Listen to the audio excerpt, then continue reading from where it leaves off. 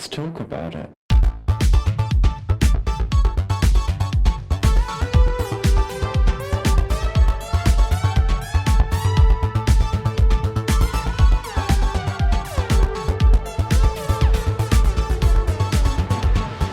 Hello and welcome back to Thicc Radio, the podcast where we talk about gaining, feedism, and everything in its orbit. I'm James. And I'm Tim, so let's get into it. Yes, let's. Because, I'm...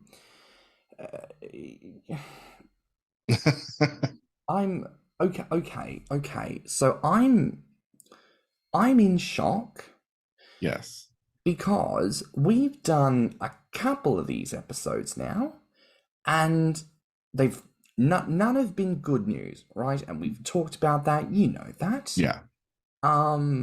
Everything that we have reviewed thus far, I've stated implicitly has been a race to the bottom. So this has been a surprise. I gotta tell you, just off the bat, this was not inherently bad. And I'm kind of gagged because we've actually touched on this before, because this episode is about, well, it's about Unavailable, right? Like things that we've tried to research that were unavailable to us. You know, we wanted to go a little bit in depth talking about Fat for Cash, which we will do as part of this as well. But we actually had received news that the Feed Me documentary by Connor Luke Simpson, the third one in his Fatopia trilogy, was finally available to view on a reputable service engine. So, of course, we did our due diligence, we researched, and we went and found it, and we watched it, and it was really shocking that it wasn't bad, considering those two films were fucking shit. Yeah, I have to eat my words a bit, because I believe in a separate review episode we had said, oh well, we didn't get a chance to see it, but it's probably going to be crap because the other two are crap. And yeah, I have to backpedal on that, because this was not a bad. It was certain by no means was it a perfect documentary that showcased everything in a fair and balanced light. But when you consider the first two films, this one is a breath of fresh air. Yeah, I hate to say it, but as of right now, this has to be the best documentary on gaining and feedism I've seen since Hard Fat. And I feel...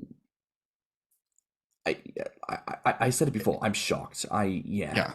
No, I totally understand. So am I. I don't know if I would go as far as to say that it's on par with Hard Fat, but I do think that it was certainly a much more serviceable, well, a little bit more well-rounded and much more cohesive than his other work has been thus far. Yeah, I got questions about like what the fuck happened between number 2 and number 3. I feel like well, if you notice, production value went up, so it might have been sponsorship. Yeah, I'd like to say they listened to me tearing his bullshit 2 films apart, but probably wasn't that. But hey, who knows? You know, maybe somewhere out in the zeitgeist he knew there was a fat ginger with expectations, and then he finally rose to the occasion. But listen, we're gonna cover. Yeah, I will support that fantasy as long as you want to live it. Yes, those guys on Thicc Radio, they were criticizing me. Oh shit, what do I do? Exactly, because we obviously have that much power and influence in the world. Yes, absolutely. So listen, keep dreaming, dear. That's going to be the main focus of the episode. So listen, let's cover Fat for Cash, you know, just in its brief form, right? Yeah, considering we couldn't actually watch this one at all, no matter what we did, there was just no video available. Yeah, and again, this was the purpose of this episode. This is why we're going to keep it in theme of we're calling it Unavailable, right? Because originally, Feed Me wasn't available, and it kind of brings up this question of like, what does it mean that in a very limited field as it is, documentaries or information on gaining and feedism, that products aren't available for just ease of public consumption?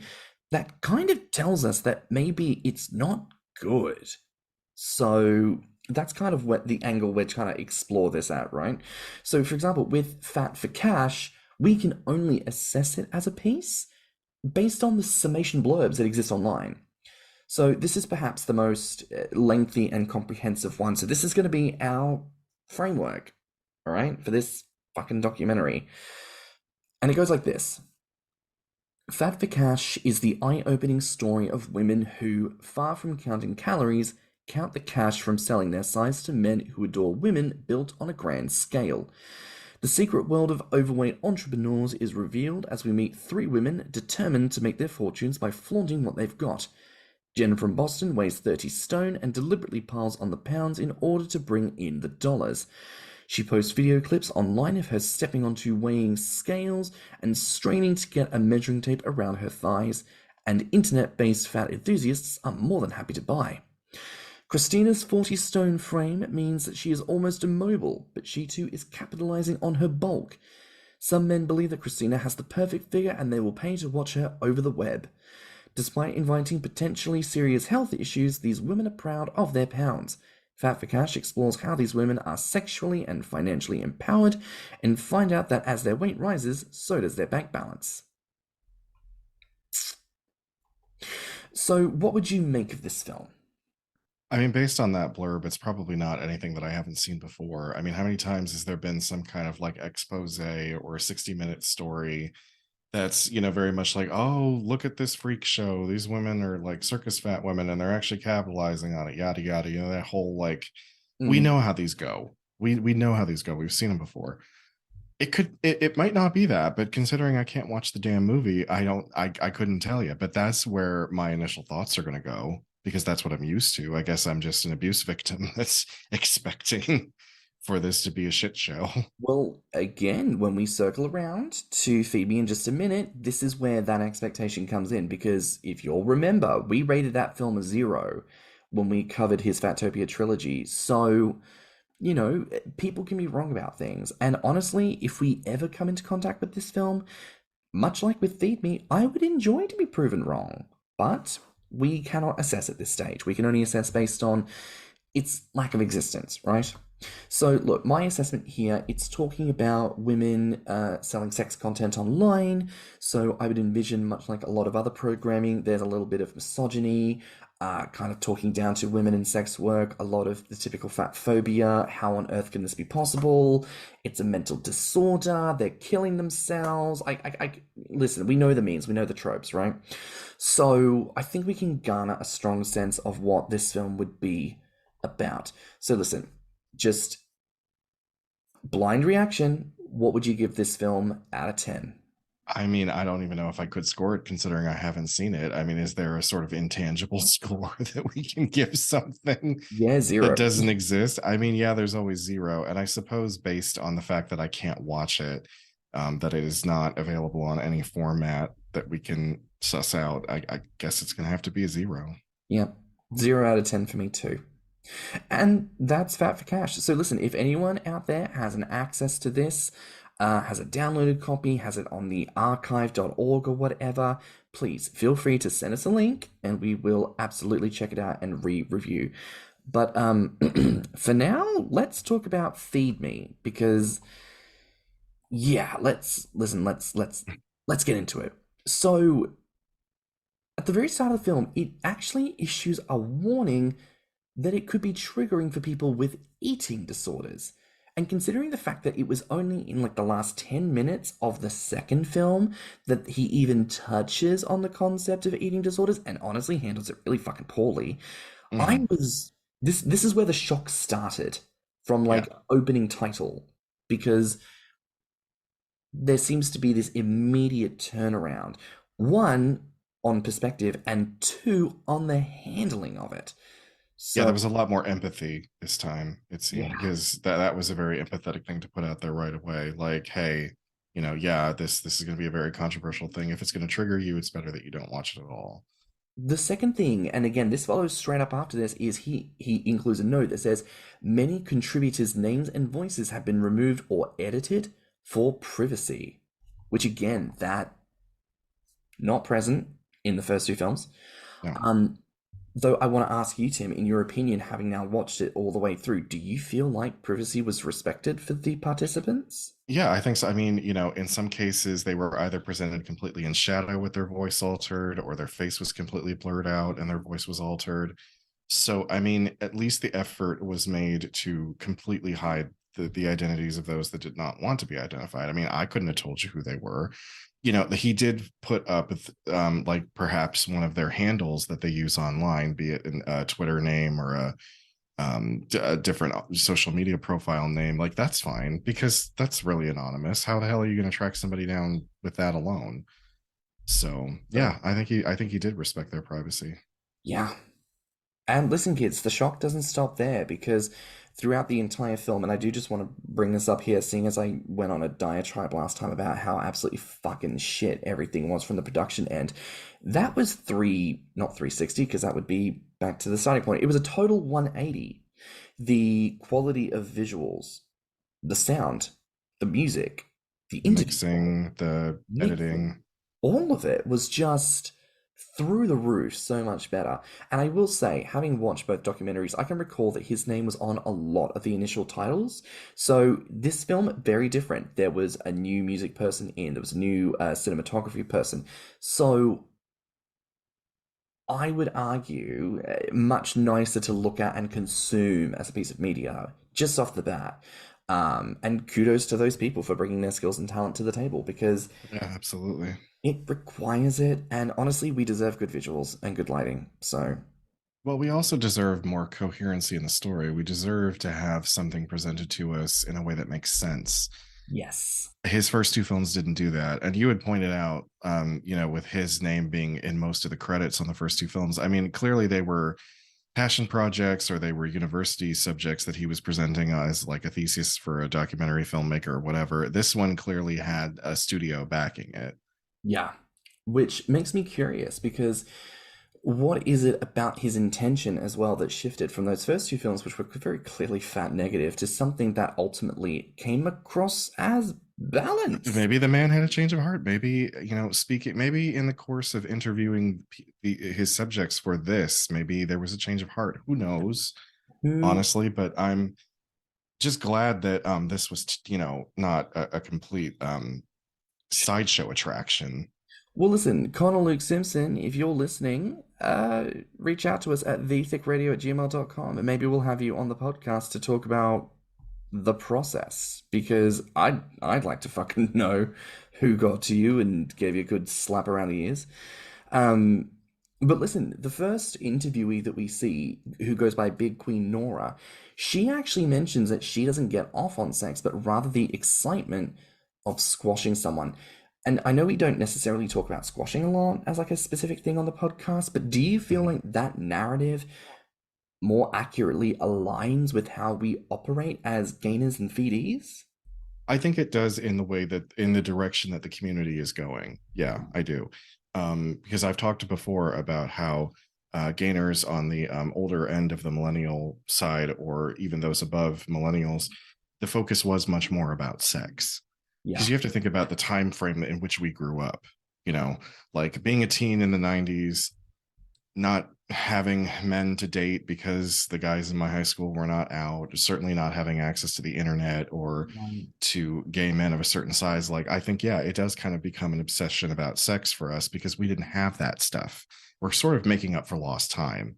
With younger millennials and Gen Z gainers, you guys have always had the internet. You've always had a way to connect with people that we didn't. And I think the focus became more on relationships and eroticism and romance than sex, because sex and eroticism can be two different things.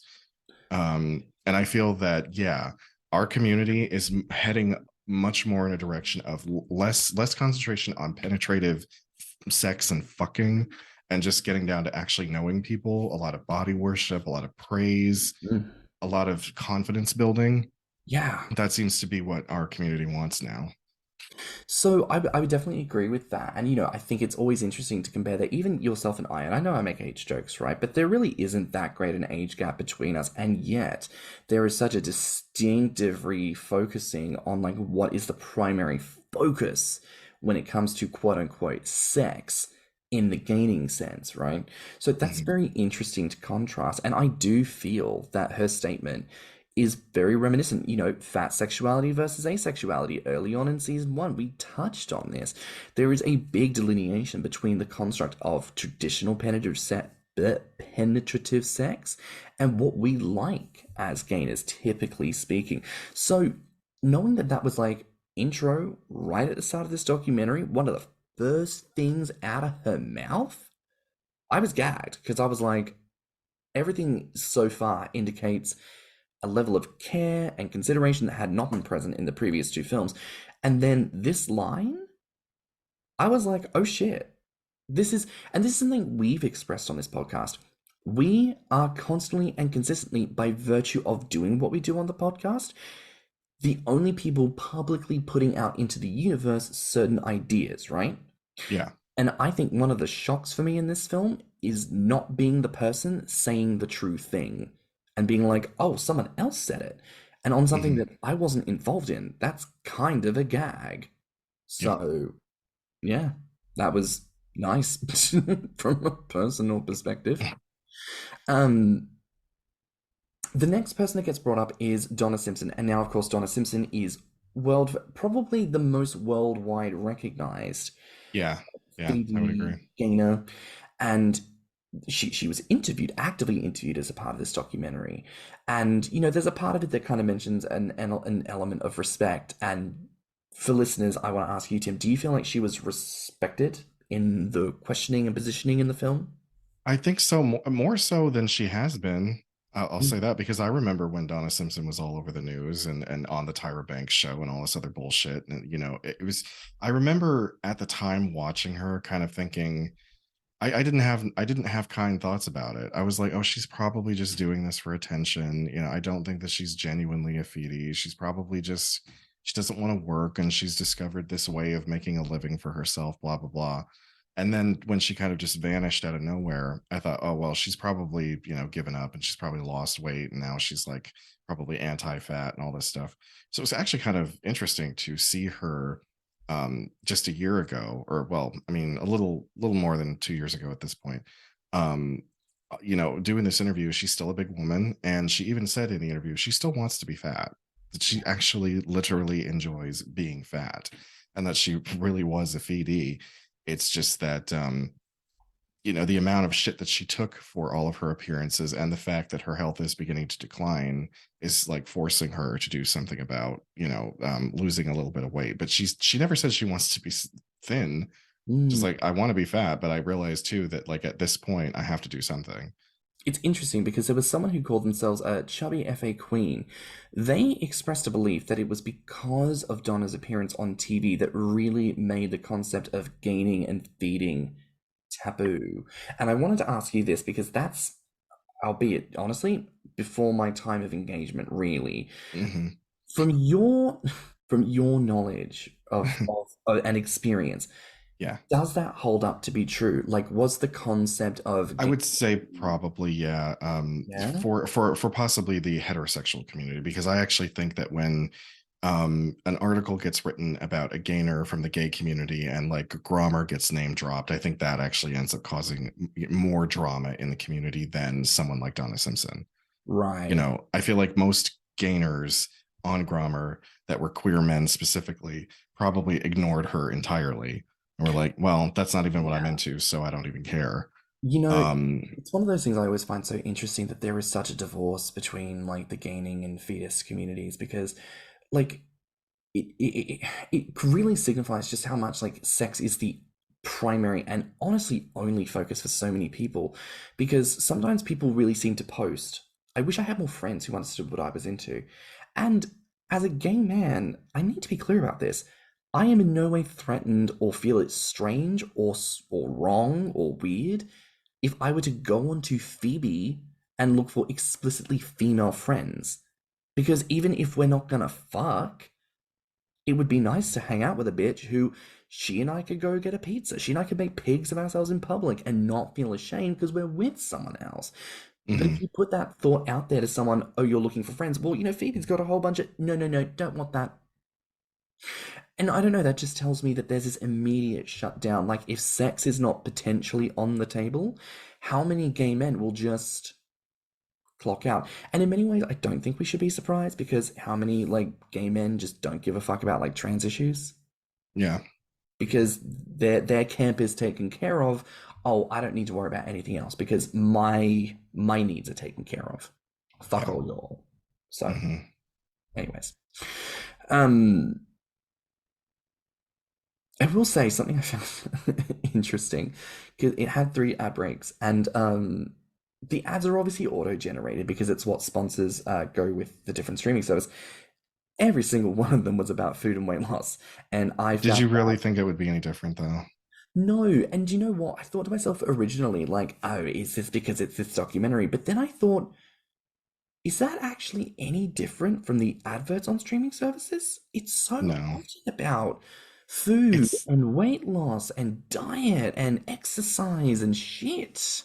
Well, it just depends on what kind of video you're watching, because when I watch content that is made by queer content creators on YouTube, some of the adverts, like one of the most popular adverts that I'll see in the breaks is like different HIV meds.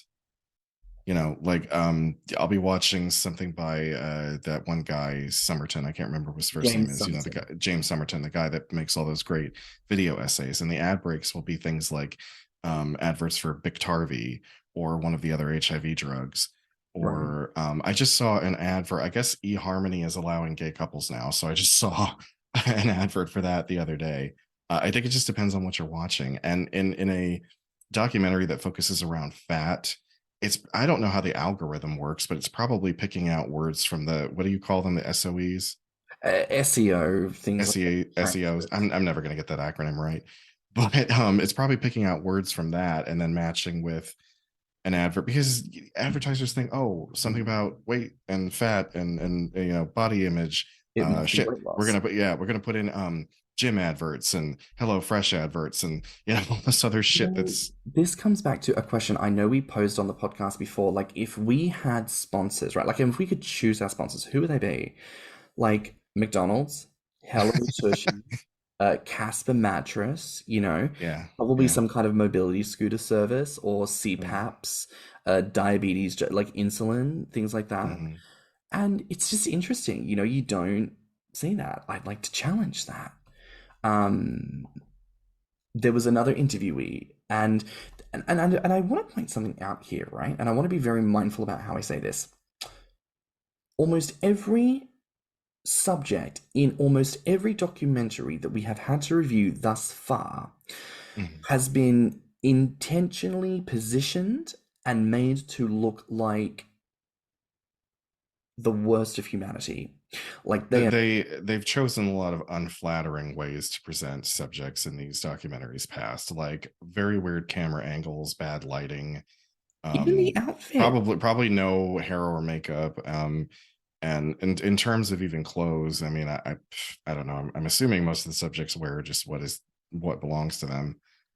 But you're right with this interviewee that was like what, towards the middle of the documentary, Yeah, the much different preschool presentation. teacher. She Yeah. was like dolled up to the nines, and her breasts were pushed forward, and she had the down angle, but she had this stunningly beat face, lovely hair.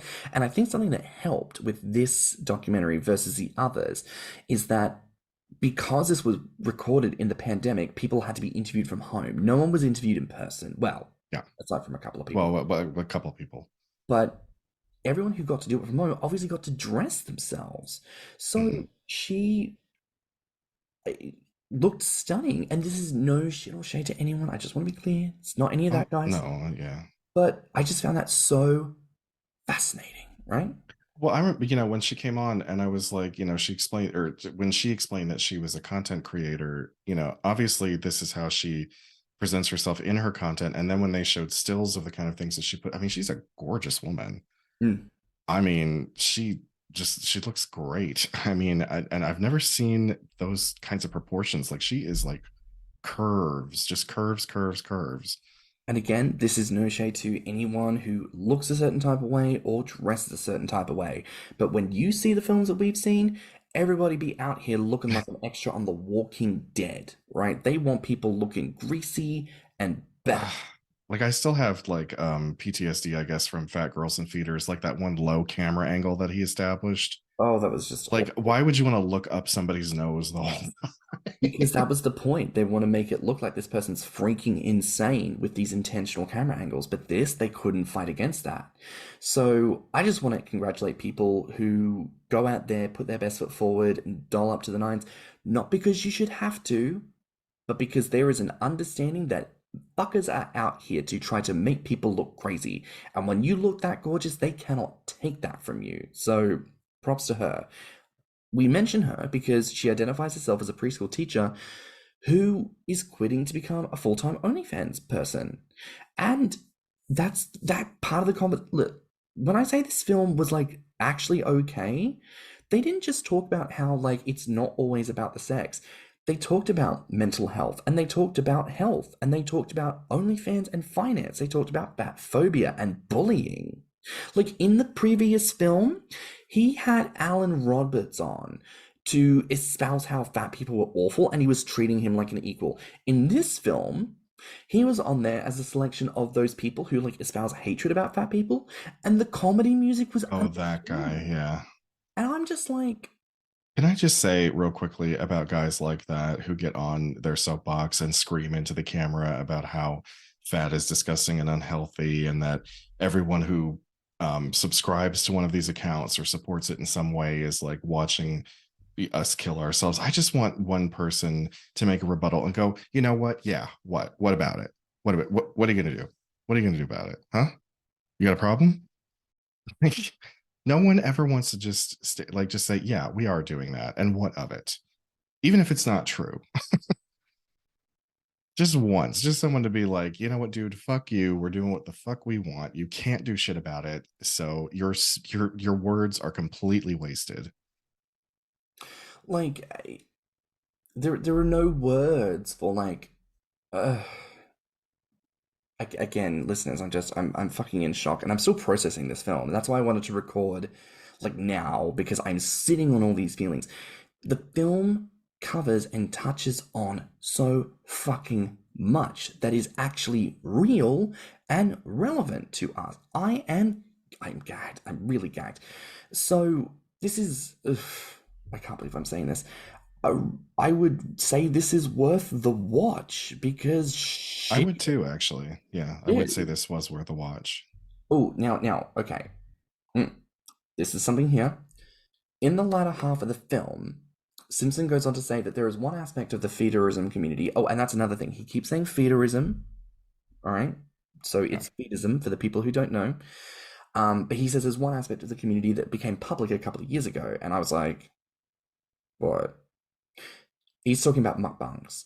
And the kind of inference is that people in the community make up like a sizable portion of people who participate or watch this kind of content. Yeah. I don't think that's the case. I think that's... I don't either. So there is a concept called oralism, and I don't know if this is the perfectly correct term. I think it's like Sorola or Sonora or something with an S, right? Yeah. It's a type of fetish and sexual arousal or completionist, good positive feeling thing that comes from the sound of chewing or the noise of eating, which typically is then done as ASMR, which I know Tim does not like. I'm sorry, I don't think that listening to somebody eat pickles is all that interesting. No, but like this is kind of the point, right? Because I think it is adjacent to what we have as gainers, and that's maybe what he's picking up on, right? That he's like, oh, people must really, really enjoy this. Maybe they love to visualize the act of eating.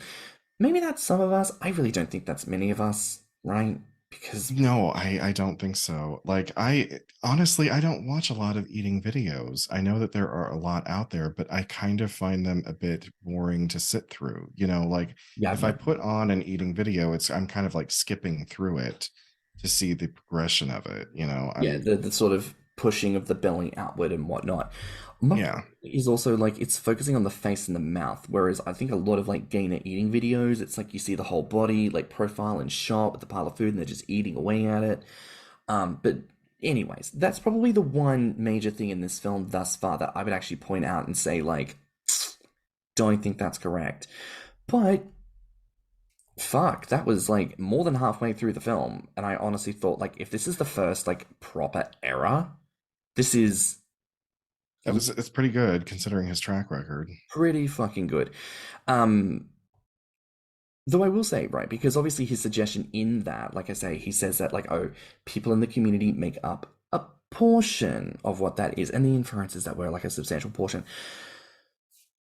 What is your take on the use of like unsubstantiated facts, right? So like there are no fucking facts. Yeah, Unless it's not as if he then began to rattle off a study that had been done or posted some kind of graph or Venn diagram of statistics or anything like that. It's basically like you'd have to take him at his word, you know, and I don't know, I don't know what kind of research he conducted to come to that conclusion. Yeah. And the problem with putting out unsubstantiated anything is that it grows legs. And yeah, most people don't do research before they believe something. They just don't. I mean, that's an inherent flaw of living in an information age. People will catch a soundbite of something, they'll read part of a headline, or they'll read one comment that someone left on a story, and all of a sudden that is now a fact to them. Yeah. And it keeps growing. It keeps because then they tell other people. And then the individuals that they tell aren't doing any research, and it just keeps going. And this is how misinformation spreads. I mean, it's literally every bit of misinformation that exists about the community comes about because of that exact thing. People don't want to do the research. They don't want to try. They just want to go, here's a quippy little line. This is bait. Click. Go. And if we know that we hate clickbaity shit, don't do clickbaity shit, Like, if you want... And that's another thing. Like, if you want to sit there and say, I believe this about an idea or about someone or about something, baby girl, get your facts together, get it right together and ready to go, because you need to hold yourself accountable if that ends up being wrong. Because if it ends up being wrong and you've got your facts, you can say, do you know what? My sources were incorrect. Those people got their information wrong, and I apologize and I spread it. But when you sit there and you go, oh, I just made it up. I just think that that's what it is. Like, that's not good. That does not. No. I mean, it will not go down well with literally anyone. But yeah, I want to ask you, Tim, like, what other concepts did they talk about in this documentary that I'm forgetting about? Because I feel like there were more. I just wanted to go back to the thing about the preschool teacher for a second, and the fact that she was leaving teaching to do OnlyFans. And there is this societal, I guess, ideology where it's like, oh, you're degrading yourself. You're taking yourself out of a respectable job, and now you're degrading yourself for money online. Do you know the average salary for a teacher is abysmal? It is abysmal. This is one of the worst countries in the world for paying teachers what they are worth. I don't blame anybody for her passion might be teaching, but if she can't, pay her mortgage, put gas in her car, food, in her stomach, then fucking go do the OnlyFans thing, girl. Because if it's going to make you 72 a year as opposed to 25 a year, you'd be a fool not to. Do what you got to do. Do what you got to do. And I do feel like that comes back to points on misogyny, where we have this expectation. How dare a woman turn to sex work? Doesn't she know that she has value beyond her body? Sure, but if she can, why shouldn't she? Like, isn't that kind of the whole point of feminism? Like, we should give space for women to consensually do whatever they want to do, because that is their innate right as humans, and we as non-women should truly just shut the fuck up with our opinions and be like, all power to you, girl, do the thing. And that is the official stance of Thicc Radio, just to be clear. So if you don't like that, please fuck right off and leave women alone. Do you remember somebody, I believe it was the preschool teacher, she brought up something about how for most of them, and for even really most people in our community, we're doing it solo. Yes, she actually mentioned it. The majority of people, and even when they talked about immobility, and obviously they zeroed in and they talked about health and all that, they then cut to people who were like, this expectation that immobility is everybody is not the case. Like, they pulled it apart. Like, I think you had said that specifically about that point about how a lot of us do it solo, is this idea that like feedists or the feeders are not really insidious then. Like, you can't really lump it all on the feeder and say, this is all your fault, like, when most of us are doing it alone. Yeah, there is no feeder responsible for what's going on. Like, I am my own feeder, right? Because at Hmm. one point he does posit the idea of like, is it possible that you are fulfilling someone with an eating disorder? And like, here is the simple truth to that. It is entirely possible because you can never truly know what's going on inside of someone's head if they don't fucking tell you, right? But Hmm. that's not my responsibility to probe that out of you, smash your skull open, rifle through your grey matter, and determine what the truth is. I have, like, if I have sex with someone and there's consent, then we're good. And if Hmm. after that point that person turns around and says, oh, I'm feeling very vulnerable right now, I don't know about this, like, I'm sorry that you're experiencing that, but if you don't voice that, if you don't communicate that point, that doesn't exist in that moment. So Yeah. when you put on to someone and say, "Oh, well, what if that person has a mental disorder?" I don't know, girl. What if you're, what if you have a mental disorder? What if what? Well, What so I mean, is it that gives you? how can we word this? It's like, you know, you want to believe that people are going to full disclose with you before any kind of thing happens, right? Right. Um, Now, I don't know if, because I've never had this happen, and I don't know. I honestly don't know how I would handle if, say, like one of the big boys that I used to play around with a lot, like then came back and said, "I resent you for liking my body as big as it is, or as big as it was, because that just made me want to stay fat and be unhealthy." I'd be like, "But in that moment that we were together, you were begging me to do that. You were begging me to worship you." Yeah. It's It's like, and if you had trepidation, all you had to say was, "You know what? I don't really know if I'm into this or not." And I would have said, "Cool, we can talk about it. It never has to happen if you don't want it to." Like, Do you know what? Let me give a better example, I think, to all of this, right?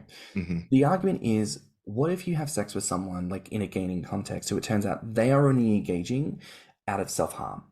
Like, mhm, okay, let me put it to you like this. If you have sex with anyone, period, and then it turns out like, oh, they only got with you because they had an expectation of pain. mhm. Like, is that why you fucked them to hurt them? Probably not. Well, yeah, I would say no. So in that case, that's not your fucking issue. That hurts you. Like, yes, you're hurting and going, oh, but I wanted to be hurt because I'm hurting. Cool, great. Go to a fucking therapist. That is not on a bunch of random kinksters to. Okay, and that's another thing. We are not mental health experts in this fucking community, No, okay? no. Let's stop therapizing each other. If someone's got a mental health disorder, if someone's got bulimia, anorexia, if someone's got disordered eating disorder, anything like that, go to a therapist. Our existence as a kink community predates itself on the notion of consent. It's like BDSM, right? Mhm, There are yeah. people, no doubt, in the BDSM community who are there because they're like, I enjoy the concept of rape and physically harming someone. And if I do that while calling myself a BDSM kinkster, I get to quote unquote get away with it. But it doesn't make what they do BDSM. It makes what they do rape and non consensual abuse. Yeah, yeah, And yeah. it doesn't besmirch BDSM because they're all there doing the right thing, talking about consent. So that's the big conversation point, right? Mhm. So that is the point. Okay, if someone has mental health issues, and that's the question that comes up, what if this person has mental health issues? That person needs to get help. But I'm here as a self-asserting individual trying to have fun with consenting individuals. And until that gets notarized otherwise, I can't sit there and assume that it's not consensual. I can't sit there and presume it's not okay. If you did, you'd never date anybody. You'd never do anything. So fuck it. What's the point? Anyways, sorry for that aside rant there, everyone. Just, yeah, it's one of those points that gets brought up, but it's the fucking truth. If you have those issues, you need to go and do not therapize yourself, do not therapize your friends, be there and support people if you want to support people, but do not take their burdens on yourself because you will burn yourself out. You are not a licensed therapist, and if you are, make sure you are charging that bitch money because your time is money. It just points that we shouldn't have to bring up, and yet apparently we do because this is just a problem that seems to just explode in our community.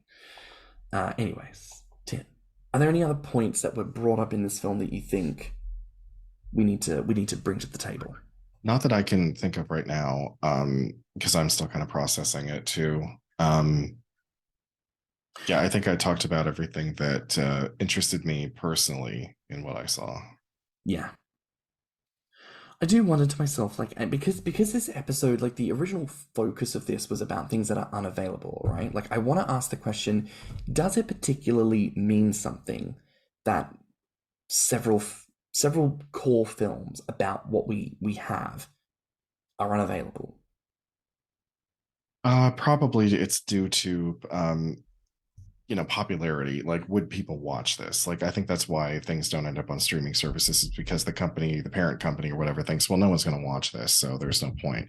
It's just going to take up space from something else that people would want to watch. So on that um point, what is the reasoning behind the production of these two films? Because the first one, obviously, we can't know because we can't see it, but it was released in 2013.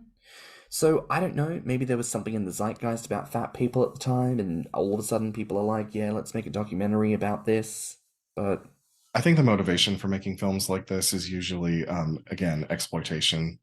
like it being out of the It's like you public let like consciousness. 5 years pass between the Yeah, last documentary or last thing that was made about it, and you're like, oh, let's bring this up again, because it tends to be something that can get some rotation in Fox News or whatever. in the and, conversation. Yeah, yeah, yeah. and this second film, Feed Me, I think that he may have either had a change of heart or realized that his first two documentaries were way too biased, and decided to give a more balanced point of view on things, because he didn't have to make it. No, um and honestly, I've got to say that's my biggest thing I want to know at this point. Like, what motivated this third film? And because it is such a pivot from the first two, like, what happened? Who did you talk to? What did people say? And I do wonder to myself, maybe because the first two, as we reviewed, were done in such a poor way, maybe there were enough people who came together and said, mate, this needs a rebranding, a refocusing. And maybe this is him taking that feedback on board. Maybe he did desire to do something better as a way of kind of. it's entirely possible too that the parent company that is producing his film may have looked at a rough cut and said, this is negative, this is gonna, it's not fair, it's not balanced, you're obviously putting your own spin on it, yada yada. If you Mm. want this to be palatable for a larger audience, you're going to have to shift the tone of your film. We don't know. So I want to ask here, what, and I actually feel like for the first time we can actually ask these questions and get some good responses. What did you like about these films? Well, I can't say anything about Fat for Cash, but in terms of Feed Me, I liked that it felt empathetic, and it felt sincere, Yeah. and it was well done. And I don't think that he leaned too much to one side or the other. I really think Mm. he did his best to present two sides to an argument and leave the decision up to you. Yeah, I've got to say, the thing I liked about Fat for Cash is that I didn't have to watch it. Look, Feed Me was a lovely surprise, and if Fat for Cash is also a lovely surprise, that's going to be great. But I think, in fairness, the expectation is still that it's not going to be great. So the fact that I didn't have to watch it, that's a plus. Feed Me, exactly like you said, it was balanced. It was not what we had experienced, and much like I had said in the previous episode, talking about his work, a big critique is that it has been so subjective to his own perspective, which has been so fat negative. This feels like a truly objective piece that isn't for gainers, but it is about gainers and feedists. And it presents an opportunity that if you don't know what the fuck these communities are about, you might actually learn something and you might walk away with the opportunity to consider it in a different light. I was thoroughly impressed. But on the flip side, what did you not like? I don't like the fact that I couldn't watch Fat for Cash, because I'd like to formulate some kind of opinion on it.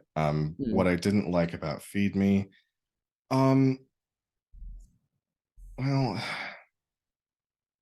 like you said, he kept using the feederism Mm. community tagline, which we've come to learn is, is not the correct term that anyone should be using. Um, there really wasn't much representation of men in Feed Me. It was Yeah. mostly women. Like, yes, he did have one interviewee that was a man, that was a gay man, but throughout most of the documentary, it was a focus on women. And as a heterosexual filmmaker, I can't say that I blame him. I mean, if we did this, it would yeah, we would make a conscious effort to involve women, but I mean, our focus and our understanding and our personal life experience is gay men. Yeah, So I would agree. The thing I did not necessarily like about it is the lack of gainer inclusion. But also I will say, again, the hyper focus on supersized individuals, because almost every motif, every person shown must have been at least 400 pounds. And I don't know, I think it would have been far more interesting, from an interview perspective to actually include people who were smaller. yeah, Interviewing the gainers and the feedies who were like, I really want to be 600 pounds.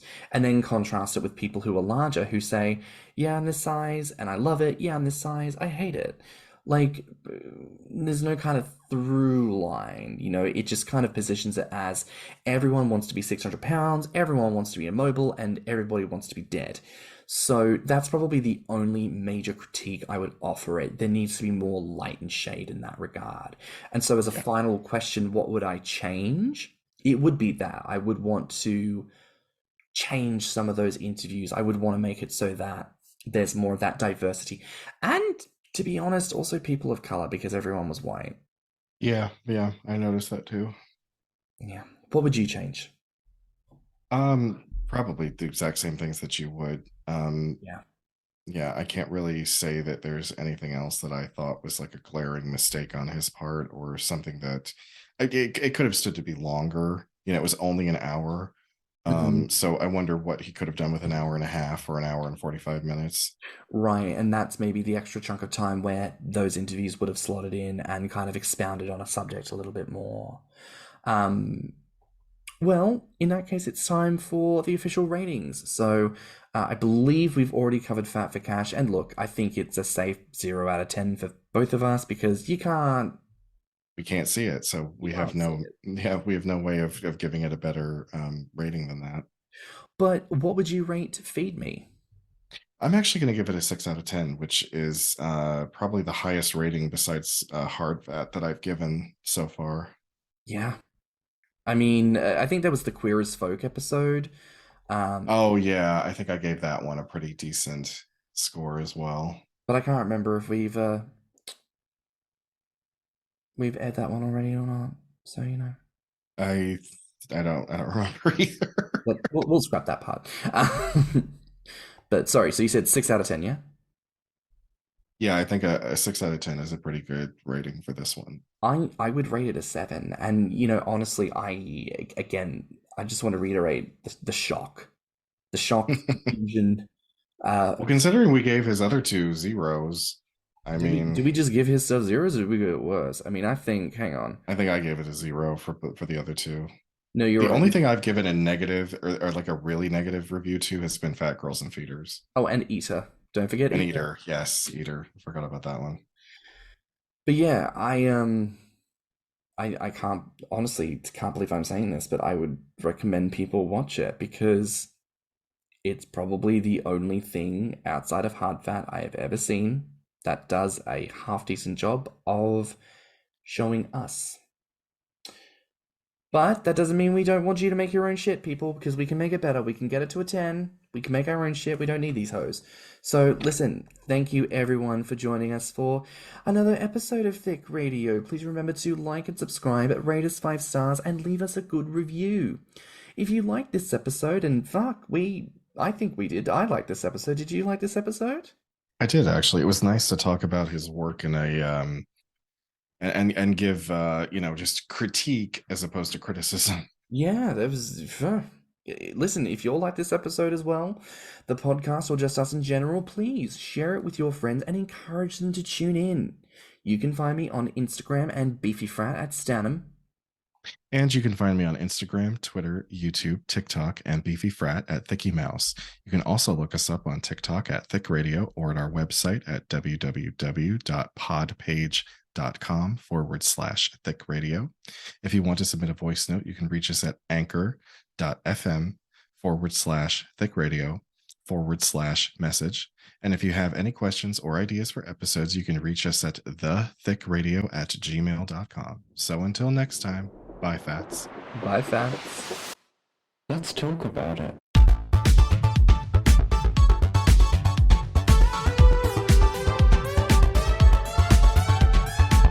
Thicc Radio is a Patreon and Anchor app podcast produced by Stannnum and Thicky Mouse. Mixed and mastered by stannnum. Our artwork is provided by Lokitu. Our theme song is provided by Body by Cream.